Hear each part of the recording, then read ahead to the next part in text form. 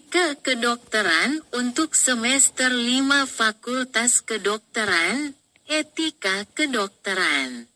Etika kedokteran adalah bagian penting dari pendidikan dokter yang mengajarkan tentang prinsip moral dan perilaku profesional yang harus diikuti dalam praktik kedokteran.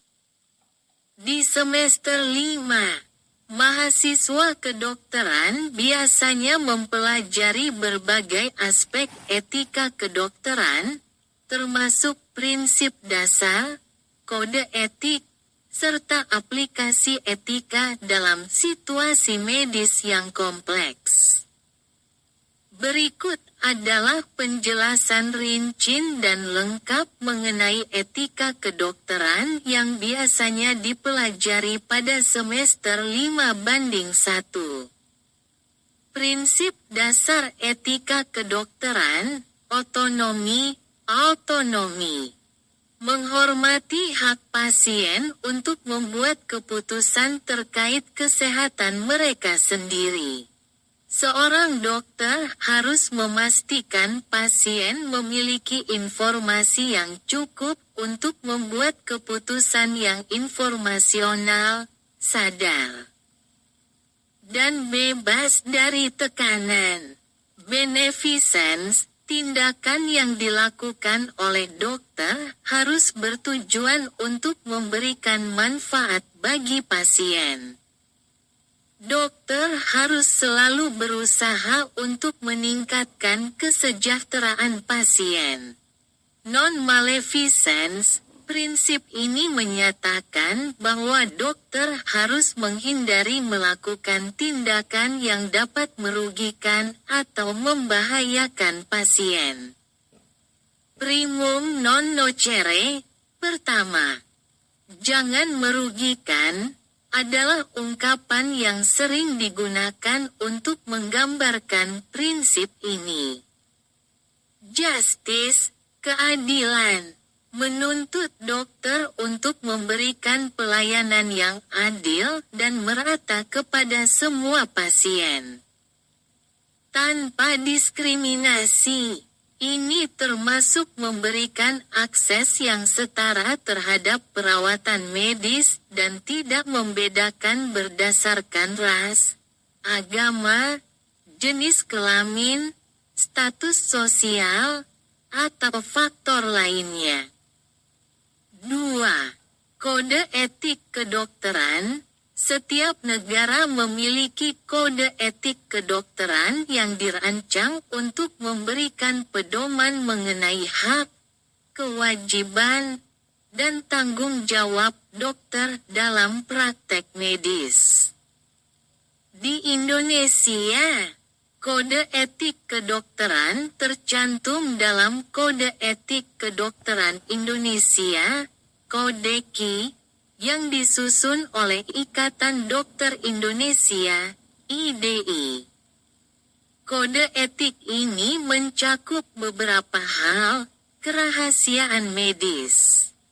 Dokter harus menjaga kerahasiaan informasi medis pasien, kecuali dalam keadaan tertentu yang diatur oleh hukum. Tanggung jawab profesional. Dokter harus menjalankan profesinya dengan kompeten dan selalu berusaha meningkatkan pengetahuan serta keterampilannya. Hubungan dokter-pasien. Harus ada hubungan yang profesional dan saling menghormati antara dokter dan pasien. Dokter tidak boleh mengeksploitasi pasien secara pribadi atau finansial. Pelayanan medis.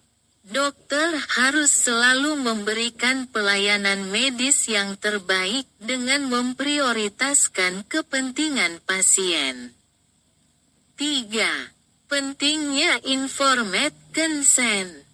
Informed consent adalah persetujuan yang diberikan oleh pasien setelah mereka diberi penjelasan yang cukup mengenai diagnosis, prognosis, dan pilihan tindakan medis yang dapat diambil. Dokter wajib menjelaskan secara rinci segala risiko dan manfaat dari prosedur medis yang akan dilakukan, serta memastikan bahwa pasien memahami semua informasi yang diberikan. 4. Praktik kedokteran yang etis. Mahasiswa kedokteran pada semester 5 biasanya mulai memasuki tahap praktik di rumah sakit atau klinik. Beberapa prinsip etika yang perlu diterapkan selama praktik adalah penyampaian informasi yang jujur. Dokter harus selalu memberikan informasi yang benar dan jelas kepada pasien mengenai kondisi medis mereka. Pengambilan keputusan bersama dalam beberapa kasus. Keputusan medis tidak hanya dibuat oleh dokter, tetapi juga melibatkan pasien dan keluarganya. Diskusi tentang pilihan pengobatan harus dilakukan dengan cara yang melibatkan pasien. Penghormatan terhadap nilai-nilai budaya. Seorang dokter harus menghormati dan memahami nilai-nilai budaya yang dimiliki oleh pasien dalam merencanakan pengobatan dan perawatan. 5. Isu etika dalam kedokteran.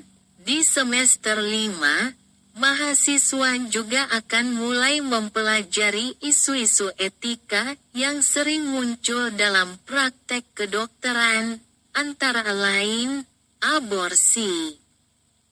Ketika aborsi diperbolehkan atau diperlukan karena alasan medis, dokter harus memahami masalah moral dan hukum yang terkait dengan prosedur ini. Etanasia. Praktik mengakhiri kehidupan pasien untuk mengurangi penderitaan, yang sering kali memunculkan pertentangan etika terkait hak hidup dan otonomi pasien. Penanganan pasien lansia atau pasien dengan gangguan mental. Dokter harus tahu bagaimana menangani pasien yang mungkin tidak bisa memberikan persetujuan langsung karena usia atau kondisi mental mereka. Medisasi dan penyalahgunaan obat. Etika kedokteran juga mencakup tanggung jawab dokter untuk mencegah penyalahgunaan obat-obatan, seperti pemberian resep yang tidak sesuai atau berlebihan. 6. Tanggung jawab sosial dokter. Advokasi untuk kesehatan masyarakat. Seorang dokter tidak hanya bertanggung jawab terhadap pasien individual, tetapi juga harus memikirkan kesejahteraan masyarakat. Ini mencakup promosi kesehatan, pencegahan penyakit, dan kontribusi terhadap kebijakan kesehatan. Etika dalam penelitian medis. Jika terlibat dalam penelitian, dokter harus memastikan bahwa penelitian tersebut dilakukan dengan etika yang baik, menghormati hak pasien, dan melindungi mereka dari potensi bahaya. 7. Peran dokter dalam tim medis. Etika kedokteran juga mencakup bagaimana seorang dokter berinteraksi dengan anggota tim medis lainnya, seperti perawat, apoteker, atau tenaga medis lainnya. Dokter harus menghormati dan bekerja sama dalam tim, menghargai pendapat dan keahlian masing-masing anggota, serta berbagi tanggung jawab. 8.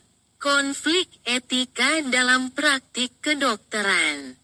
Mahasiswa kedokteran akan diperkenalkan pada berbagai contoh situasi yang melibatkan konflik etika, di mana dokter harus membuat keputusan yang sulit antara dua atau lebih prinsip etika yang bertentangan.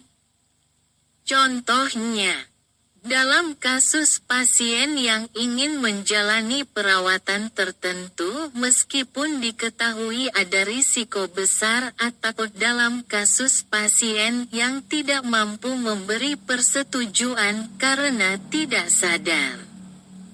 Kesimpulan, etika kedokteran adalah landasan untuk menjalankan praktik medis dengan integritas dan profesionalisme. Mahasiswa kedokteran yang mempelajari etika di semester 5 akan memperoleh pemahaman yang mendalam tentang prinsip-prinsip moral yang harus mereka terapkan dalam interaksi dengan pasien dan sesama profesional medis. Pembelajaran ini tidak hanya penting untuk karir mereka sebagai dokter, tetapi juga untuk memastikan bahwa praktik medis berkontribusi terhadap kesejahteraan individu dan masyarakat secara keseluruhan.